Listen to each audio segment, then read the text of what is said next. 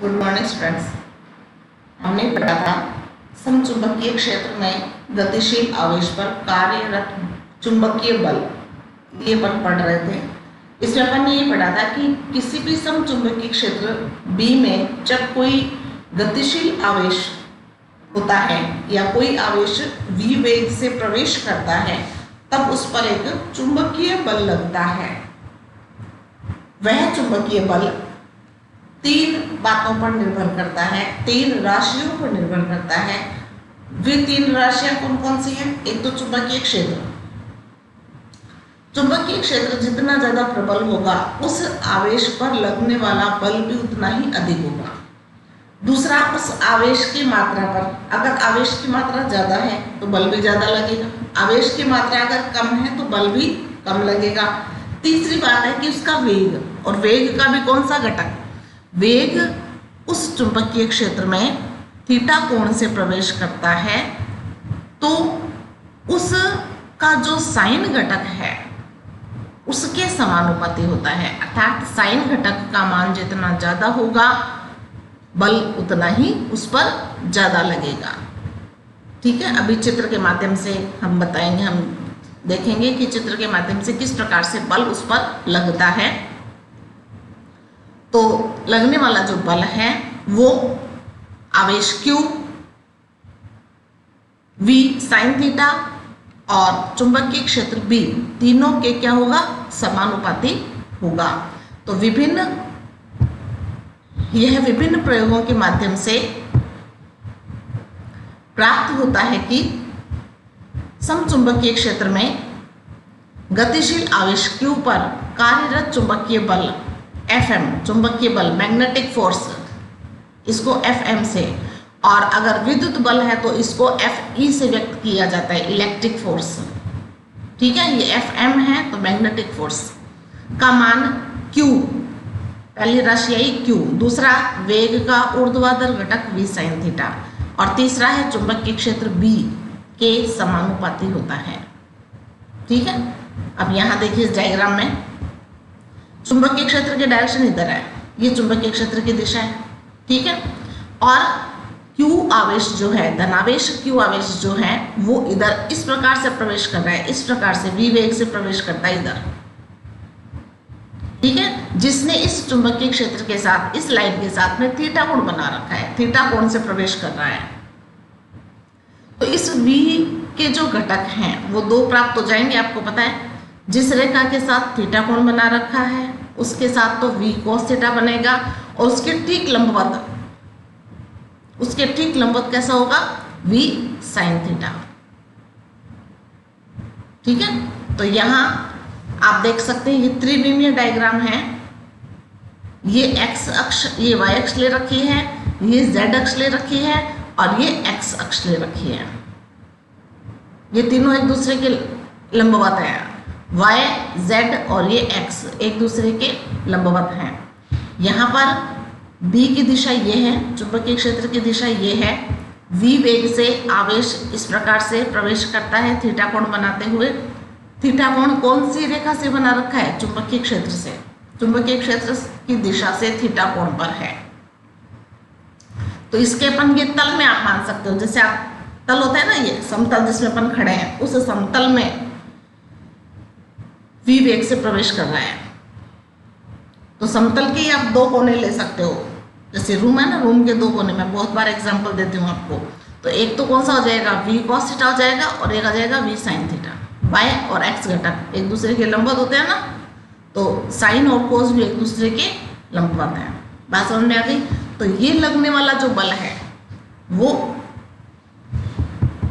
B, V sin theta और ये Q, इन तीनों के समानुपाती होगा। ठीक है, अब इसकी दिशा कैसे ज्ञात करेंगे? इसकी दिशा के लिए भी एक नियम बना रखा है, वो नियम अपन अभी देखेंगे। Fm मैग्नेटिक फोर्स समानुपाती Q, V sin थीटा और B। समानुपाती के चिन्ह को हटाएंगे तो K लगा देंगे, एक नियतांक लगाते हैं। यहाँ पर नियतांक का मान क्या है? 1। निश्चित मान होता है ना नियतांक का, तो यहाँ पर इस नियतांक K का मान है 1, और ये आ जाएगा Q V B sine theta. ठीक है, अब आप यहां देखिए कि एक तो साइन थीटा आया हुआ है और यहां सदिश राशियां कौन कौन सी है? बल एक सदिश राशि है, वेग सदिश राशि है, चुंबकीय क्षेत्र भी एक सदिश राशि है। तो यहाँ इन दोनों सदिश राशियों के मध्य अगर हम क्रॉस लगा दें तो इस साइन थीटा को लिखने की आवश्यकता नहीं है, नहीं है ना। तो इसको अगर अपन सदिश रूप में लिखना चाहें तो सदिश रूप में अपन कैसे लिखेंगे? इस पर सदिश लगा देंगे, ये सदिश राशि होगी और के का मान तो एक है ही, यहाँ आ जाएगा वी के ऊपर सदिश क्रॉस बी ऊपर सदिश और साइन को अपन हटा देंगे। ये आप जानते हैं साइन थीटा जब होता है तब क्रॉस आता है और कोस थीटा होता है तब डॉट आता है। जब साइन थीटा होगा तब ये राशि सदिश होगी और यहाँ जब कोस थीटा होता है तो ये राशि अदिश होती है। ये अपन पीछे पढ़ चुके हैं, 11वीं क्लास में भी मैंने आपको बता रखा है। कार्य जो अपन पढ़ते हैं, कार्य में एफ एस कोस थीटा आता है, याद है क्या? एफ एस कोस थीटा कार्य बराबर, तो कोस थीटा जब हटाते हैं तो एफ डॉट एस लगाते हैं, डॉट लगाते हैं ना, तो कार्य कैसी राशि है? कोस आया ना, तो कार्य कैसी राशि होगी? अदिश राशि होगी। यहाँ पर साइन है तो सदिश गुणा होगा, सदिश गुणा मतलब क्रॉस गुणा होगा और ये राशि कैसी होगी? कैसी होगी? सदिश राशि होगी। बात समझ में आ गई? तो इसको सदिश रूप में कैसे लिखेंगे? अतः एफ एम बराबर क्यू वी भी साइन थीटा, के का मान 1 कर दिया, सदिश निरूपण एफ एम बराबर क्यू वी क्रॉस बी, इस एफ के ऊपर भी हम सदिश लगाएंगे। एफ भी एक सदिश राशि बन गई क्योंकि हमने सदिश के रूप में इसको व्यक्त कर दिया है।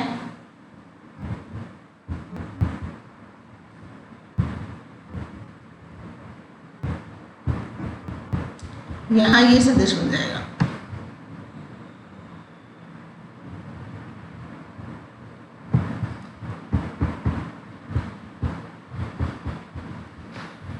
तो ये आ गया एफ एम सदिश बराबर Q V cross B, cross लगा दिया तो साइन हमने यहाँ से हटा दिया। बात समझ में आ गई? अब इसमें हमने कंडीशन लगानी है। हम कंडीशन लगाएंगे कि क्यू आवेश जो है वो चुंबकीय क्षेत्र में प्रवेश करता है, तो ये जरूरी नहीं है कि वो थीटा कोण से प्रवेश करे, वो किसी भी कोण से प्रवेश कर सकता है। कोई भी चुंबकीय क्षेत्र है, उस चुंबकीय क्षेत्र में कहीं से भी आ सकता है वो, ठीक है ना। तो थीटा कोण की तो हमने कंडीशन ले ली कि थीटा कोण से अगर आता है तब तो फॉर्मूला क्या बन जाएगा? Q V B sine theta. लेकिन मान लो अगर थीटा का मान 0 या थीटा का मान पाई हो, पाई मतलब 180, थीटा का मान या तो 0 हो या थीटा का मान 180 हो। 0 कोण से प्रवेश कर रहा है या 180 कोण से प्रवेश कर रहा है, तो हम जानते हैं कि साइन 0 का और साइन 180 का दोनों का मान क्या होता है? 0। साइन 180 और साइन 0 दोनों का मान क्या होगा? 0 होगा। तो यहाँ पर दोनों के मान जब 0 आएंगे, यहाँ तक दोनों के मान 0 आएंगे, तो बल का मान कितना आ जाएगा? 0। एफ एम कितना हुआ? 0।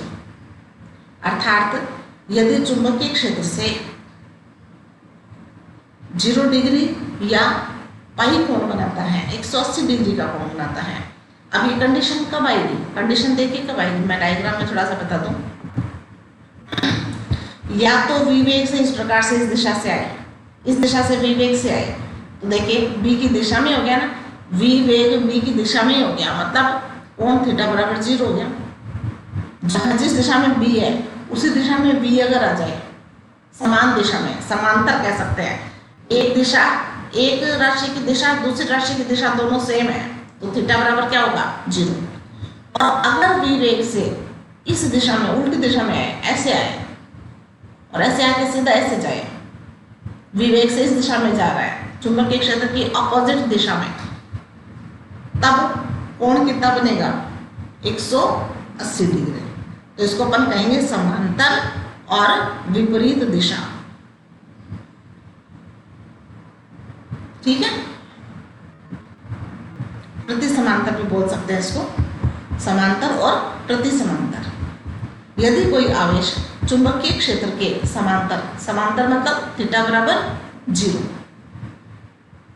ठीक है, अथवा प्रति समांतर, मतलब थीटा का मान 180 डिग्री, प्रति समांतर मतलब विपरीत दिशा में। अगर चुंबकीय क्षेत्र की दिशा इस दिशा में है और v वेग से कोई भी आवेश इस दिशा में प्रवेश अगर करता है, तब ऑपोजिट डायरेक्शन हो जाती है दोनों की, और दोनों के मध्य जो एंगल बनेगा वो 180 डिग्री का होगा। गति करें तो उस पर कार्यरत चुंबकीय बल का मान 0 होता है। ये देखिए यहाँ पर ये मान रखेंगे, दोनों के मान 0 आएंगे, तो F का मान Fm का मान भी क्या आ जाएगा, 0 होगा। अतः कण का पथ सरल रेखीय होता है। जब उस पर कोई बल ही नहीं लगेगा, तब वो जैसे जिस दिशा में आ रहा है उसी दिशा में सीधी सरल रेखा में गति करता रहेगा, उस पर कोई भी प्रकार का बल नहीं लग रहा। बात समझ में आई? तो किसी भी चुंबकीय क्षेत्र में किसी भी आवेश का पथ सरल रेखीय कब होगा, जब थीटा का मान 0 या 180 डिग्री होता है। यहाँ पर ये 1 नंबर का प्रश्न बनता है, चुंबकीय क्षेत्र में प्रवेश करने वाले आवेश का पथ सरल रेखीय कब होता है, जब थीटा का मान 0 या 180 डिग्री हो, या v वेग से आने वाला जो आवेश है वो चुंबकीय क्षेत्र के समांतर या प्रति समांतर होता है। बात समझ में आ गई? तो ये तो हुई सरल रेखीय वाली बात। अब अपन बात करते हैं जब थीटा बराबर 90 डिग्री हो। 90 डिग्री का मतलब क्या हुआ, इस दिशा में चुंबकीय क्षेत्र है और v वेग से वो यूं आ रहा है नीचे की ओर, तो चुंबकीय क्षेत्र समांतर हो गया, ये सॉरी लंबवत हो गया। B का मान इधर है और V का मान इधर है, तो B के मध्य और V के मध्य कोण कितना बनेगा, 90 डिग्री। ये अपन दोबारा डायग्राम से देख लें, ये B की दिशा है, ठीक है, और V की दिशा मान लो इससे 90 डिग्री नीचे की ओर, या यूं यूं तल के लंबवत। 3 डायमेंशनल डायग्राम देखते हैं ना अपन, ये देखो ये ऐसे देख सकते हैं।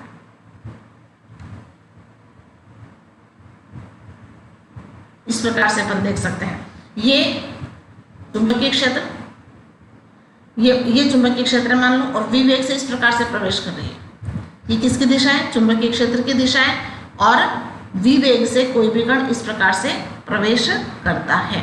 तो b ये चुंबकीय क्षेत्र है और ये v वेग है, तो इन दोनों के मध्य कोण कितना हो गया, 90 डिग्री हो गया। इन दोनों के मध्य कोण 90 डिग्री हो गया।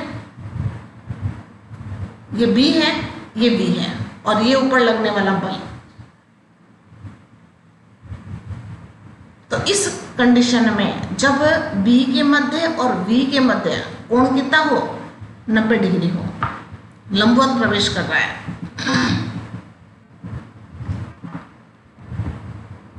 तो साइन 90 का मान कितना होता है, 1 होता है।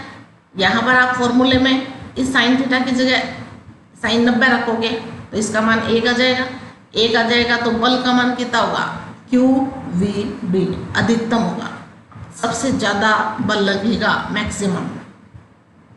FM बराबर QVB अधिकतम बल लगेगा। स्पष्ट है कि इस स्थिति में चुंबकीय बल का मान अधिकतम होगा, सबसे ज़्यादा बल लगेगा उस आवेश पर चुंबकीय बल, तथा कण का पथ वृत्ताकार हो जाता है, क्योंकि प्रत्येक स्थिति में चुंबकीय बल की दिशा केंद्र की ओर होगी, जो आवश्यक अभिकेंद्रीय बल प्रदान करती है। अब यहाँ पर देखिए, आप इसको किसी भी प्रकार से घुमा सकते हैं, ऐसे घुमा सकते हैं, ठीक है। चुंबकीय क्षेत्र ऊपर की ओर है, v वेग से कोई कण इस प्रकार से प्रवेश कर रहा है, तो इस v वेग से प्रवेश करने वाले कण पर प्रतिक्षण केंद्र की ओर, मतलब इस दिशा में बल लग रहा है। जब इस दिशा में बल लगेगा, आप ध्यान से देखिए, v वेग से ये चुंबकीय क्षेत्र है, ये v वेग से कोई आवेश गति कर रहा है, इस पर इस दिशा में बल लगेगा।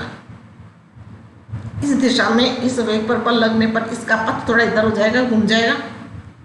ये देखिए डायग्राम में, v वेग से गति कर रहा है, चुंबकीय क्षेत्र पृष्ठ के लंबवत अंतर की ओर है, तो बल कहाँ लगेगा, इस दिशा में केंद्र की ओर लगेगा। और इस पर हमेशा एक बल इधर लंबवत लगेगा, तो क्या होगा, इसका पथ वृत्ताकार हो जाएगा, क्योंकि प्रतिक्षण बल लग रहा है। अगर पिंड यहाँ होगा तो v वेग से इधर गति करेगा, जब विवेक से इधर गति करेगा तब बल कहाँ लगेगा, अंदर की ओर।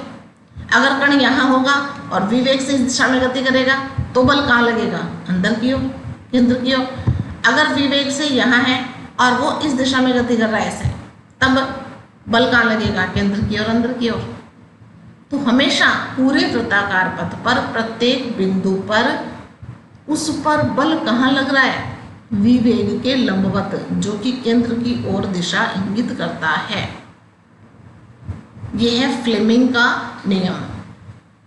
इसको अपन कहते हैं फ्लेमिंग का नियम। फ्लेमिंग नामक वैज्ञानिक ने ये नियम दिया था कि ये, इसको बोलते हैं तर्जनी, इसको बोलते हैं मध्यमा। ये तर्जनी है, ये मध्यमा है और ये अंगूठा। तर्जनी चुंबकीय क्षेत्र की दिशा को, मध्यमा विवेग की दिशा को व्यक्त करता है, तो अंगूठा चुंबकीय बल को व्यक्त करेगा। ये फ्लेमिंग का नियम है। ये बायां हाथ है।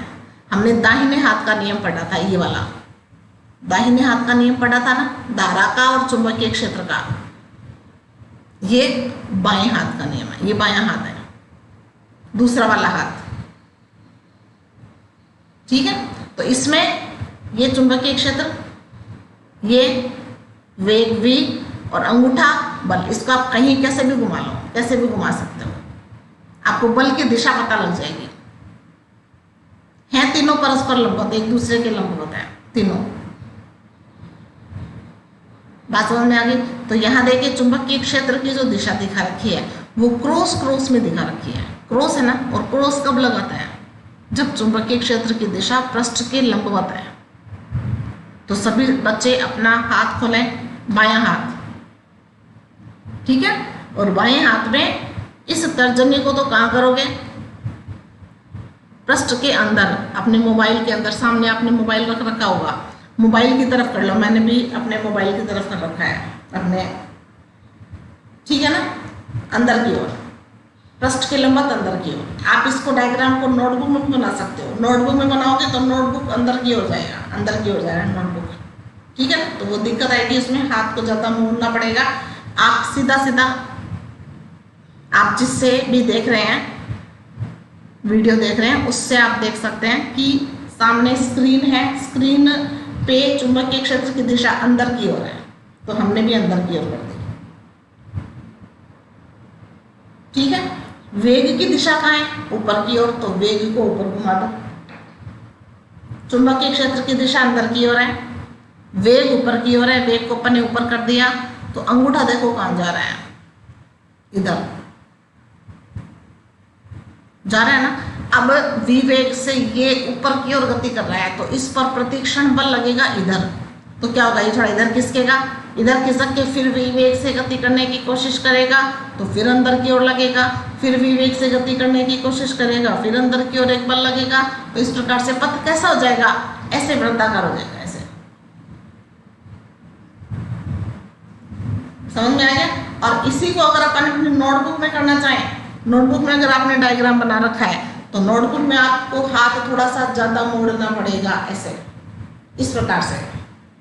ये उंगली नीचे, ये इधर और ये अंदर की ओर। तो वृत्ताकार पथ कैसा हो जाएगा, ऐसे। कॉपी पे आप ऐसे बना दोगे जैसा कि बना हुआ है। बात समझ में आ गई, ये डायग्राम समझ में आ गया।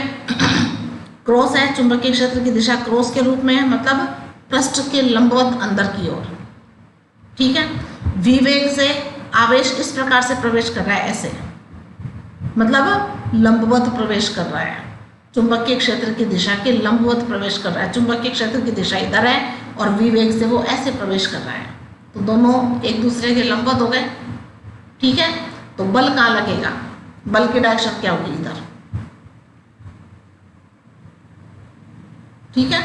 मैं थोड़ा सा आपको एक डायग्राम और बना के बता देती हूँ कि ये अपन ने उसमें भी पढ़ रखा है, 11वीं क्लास में भी ऐसा अपन ने पढ़ा था कि ये अपन एक वृत्ताकार पथ पहले ही बना लेते हैं। ये एक वृत्ताकार पथ है और विवेग से इस प्रकार से कोई कण गति कर रहा है ऊपर की ओर, ठीक है। और उस पर बल लग रहा है इसके लंबवत, ऐसे अंदर की ओर। अब ये कण मान लो यहाँ पहुंच गया, इस कण पर स्पर्श रेखीय वेग तो वही है v की डायरेक्शन क्या है, ये v की डायरेक्शन है, ये v की दिशा है और लंबवत लगेगा। बल तो हमेशा लंबवत लगेगा v के, वो कहाँ लगेगा, अंदर की ओर। फिर ये थोड़ा सा घूमेगा, घूम के फिर यहाँ पहुंच गया, फिर वो इधर जाने की कोशिश करेगा, स्पर्श रेखा इधर जाने की कोशिश करेगा, तो फिर क्या होगा, फिर वो लंबवत बल लगा, फिर वो अंदर की ओर लगा ना। फिर मान लो फिर v वेग से यहाँ आ गया, भी अंदर की ओर बल लगेगा तो थोड़ा टर्न करेगा, थोड़ा घूमेगा वो, फिर यहाँ पे फिर वो इधर जाने की कोशिश करेगा v वेग से, ये सब v वेग है। तो फिर क्या होगा, बल कहाँ लगेगा, अंदर की ओर। तो इस प्रकार से पूरे पथ पर प्रत्येक बिंदु पर उस आवेश पर लंबवत बल हमेशा कार्य कर रहा है।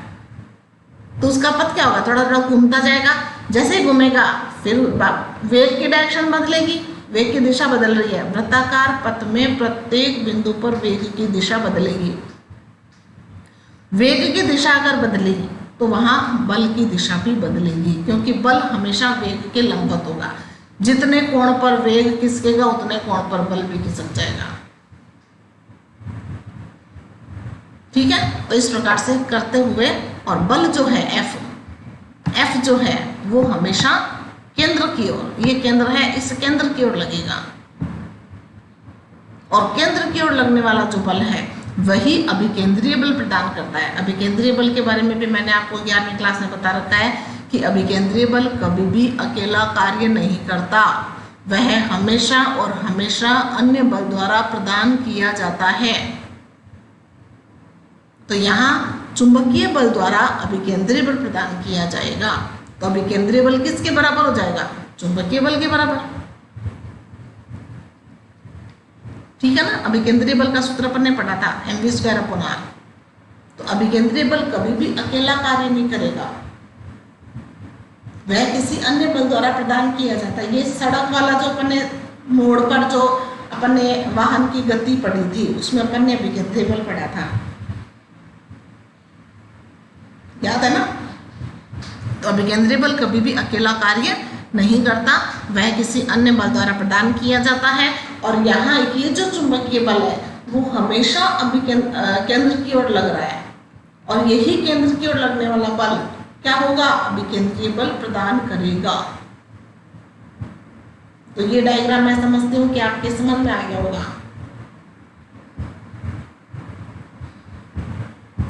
ठीक है, और ये इसकी कंडीशन है, प्रत्येक बिंदु की कंडीशन ये है। यहाँ पहुंचेगा तो फिर ये बल इधर लगेगा, तो फिर बल ये वेग अगर इधर गति करेगा तो बल फिर अंदर की ओर लग जाएगा। आगे बात समझ में सबके। तो प्रत्येक बिंदु पर B, वेग V और बल F तीनों परस्पर लंबवत होंगे। इस प्रकार से आप ऐसे ले सकते हो। अपने नोटबुक में जो डायग्राम बना है या सामने स्क्रीन पर जो डायग्राम बना है वो इस प्रकार का डायग्राम है। चुंबकीय क्षेत्र अंदर की ओर, V वेग ऊपर की ओर, और बल जो है वो अंदर की ओर। और पथ कैसा होगा, ये ऐसा होगा, ऐसा घूमेगा गोल, जो कि सामने घूमा हुआ देखो, ये आवेश का पथ हो जाएगा। तो दूसरी कंडीशन क्या हो गई, जब थीटा बराबर 90 डिग्री हो। थीटा बराबर 90 डिग्री होने का मतलब क्या हुआ कि चुंबकीय क्षेत्र B और वेग V के मध्य कोण अगर 90 डिग्री है तो आवेश का पथ कैसा होगा, आवेश कण का पथ कैसा होगा, वृत्ताकार। तो दो कंडीशन अपन ने पढ़ी। अगर थीटा का मान 0 डिग्री या 180 डिग्री है, प्रति समांतर या समांतर है, तो पथ कैसा होगा, सरल रेखीय। दूसरा अपन ने पढ़ा अगर V और B के मध्य 90 डिग्री का कोण है तब पथ कैसा होगा, वृत्ताकार। बात समझ में आ गई। दो कंडीशन अपन ने पढ़ ली। तीसरी कंडीशन जो आती है वो ये है कि कोण थीटा हो, जैसा कि अपन ने स्टार्टिंग में लिया था जब अपन ने नियम पढ़ा था। ये लॉरेंज का नियम है। QVB जो है वो चुंबकीय बल, चुंबकीय क्षेत्र के लिए जो बल ज्ञात किया, ये लॉरेंज नामक वैज्ञानिक ने किया था। इसको अपन लॉरेंज बल भी कहते हैं। और विद्युत बल कितना होता है, हमने पहले दूसरे चैप्टर में पढ़ रखा है विद्युत बल, F बराबर QE पढ़ा है ना, F बराबर QE।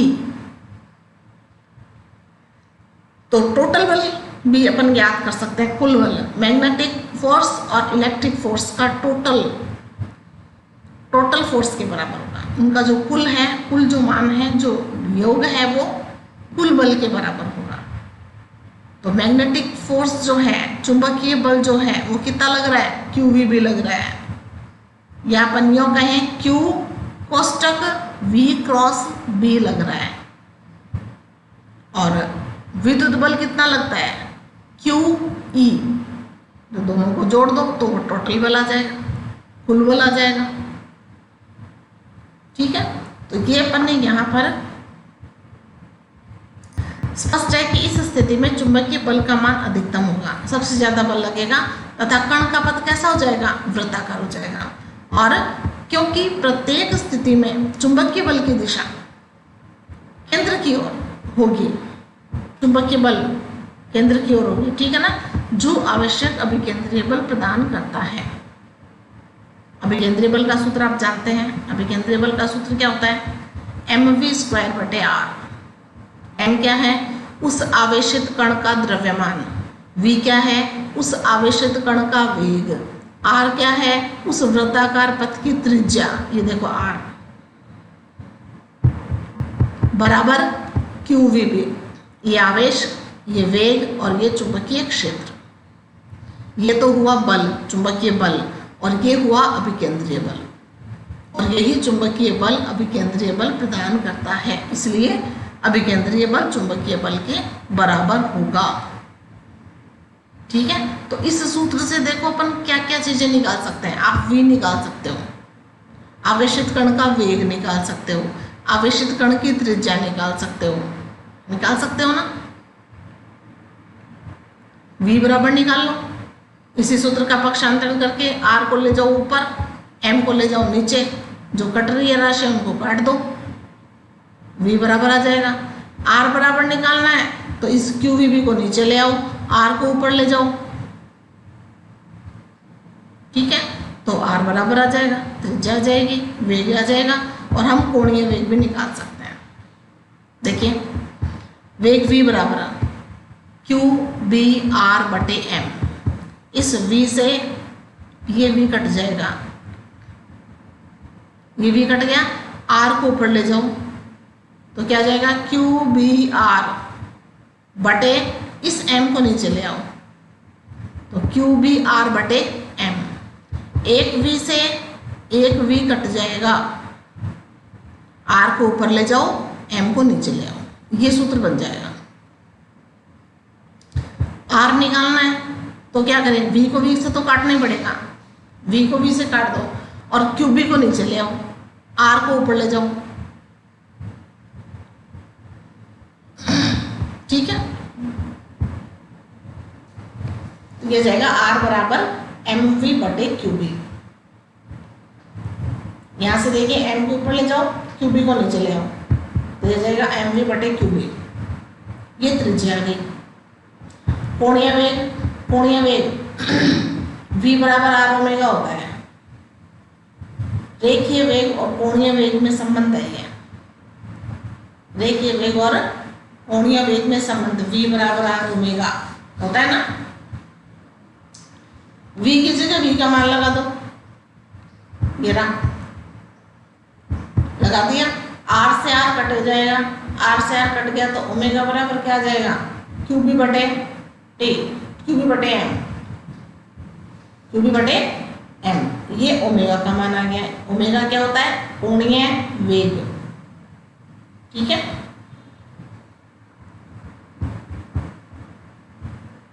आवर्तकाल का सूत्र निकाल सकते हैं। आवर्तकाल का सूत्र T बराबर 2π/ओमेगा, ये सूत्र होता है, देखो अपन ने सूत्र पढ़ा था, 11वीं क्लास के सूत्र हैं। ओमेगा बराबर 2π बटे टी होता है ना, ओमेगा बराबर 2 पाई बटे टी। कोणीय वेग, कोणीय वेग, कोणीय विस्थापन बटे विस्थापन में लगा समय, याद है क्या? कोणीय वेग बटे कोणीय वेग बराबर कोणीय विस्थापन बटे विस्थापन में लगा समय। पूरा एक चक्कर काटेंगे तो कोणीय विस्थापन कितना हुआ, केंद्र पर कितना कोण बना 360, जिसको अपन क्या लिखते हैं 2 पाई। और एक चक्कर में समय कितना लगा, एक आवर्तकाल के बराबर, वो कितना होता है कैपिटल टी, लिया जाएगा। तो टी निकाल सकते हैं यहाँ से 2 पाई बटे ओमेगा, ओमेगा का मान लगा दो, ये रहा ओमेगा का मान, क्यूबी बटे एम, क्यूबी बटे एम, एम ऊपर चला जाएगा पलट कर तो ये जाएगा 2 पाई एम बटा क्यूबी आवर्तकाल। तो हम 4 चीजें निकाल सकते हैं, कौन कौन सी, वेग, त्रिज्या, कोणीय वेग और आवर्तकाल, ठीक है। तो ये 4 चीजें अपन इसमें से निकाली है। तो आज के लिए इतना काफी है। कल अपन एक तीसरी कंडीशन इसकी पढ़ेंगे जो थोड़ी सी अलग है, जब कोण थीटा से प्रवेश करता है उस वाली स्थिति का। तो इसको पढ़ना, नोट्स वाले नोटबुक में नोट्स बनाना, और डेली आप वीडियो देखा करो। मैं व्यूज़ चेक करती हूँ, उसमें देखती हूँ कि कुछ बच्चे रेगुलर नहीं देख रहे हैं, एक दिन देखते हैं, फिर 2 दिन नहीं देखते, फिर 2 दिन देख रहे हैं, एक दिन नहीं देखते। तो ये रेगुलरिटी ज़रूरी है इसके लिए। आप नियमितता को तोड़ो मत। फिजिक्स जैसा सब्जेक्ट डेली पढ़ने से ही समझ में आएगा। अब बीच में से मान लो ये गायब हो गया, अब मैं जो कल पढ़ाऊंगी तीसरी कंडीशन, आपने अगर पहले दूसरी नहीं पढ़ रखी तो तीसरी नहीं समझ में आएगी। जिन बच्चों ने ये वीडियो नहीं देखा, अगला अगर देखेंगे तो उनके अगला पल्ले नहीं पड़ेगा, ठीक है ना। तो फिजिक्स जैसे सब्जेक्ट को डेली पढ़ना जरूरी है। इसमें अलग अलग टॉपिक नहीं है कि आज की क्लास में एक टॉपिक खत्म हो गया फिर अपन नेक्स्ट दिन नया टॉपिक शुरू कर दिया, ऐसा नहीं होता, ठीक है ना। एक दूसरे से लिंक रहता है, इसलिए डेली देखना जरूरी है। तो आज के लिए इतना काफ़ी है।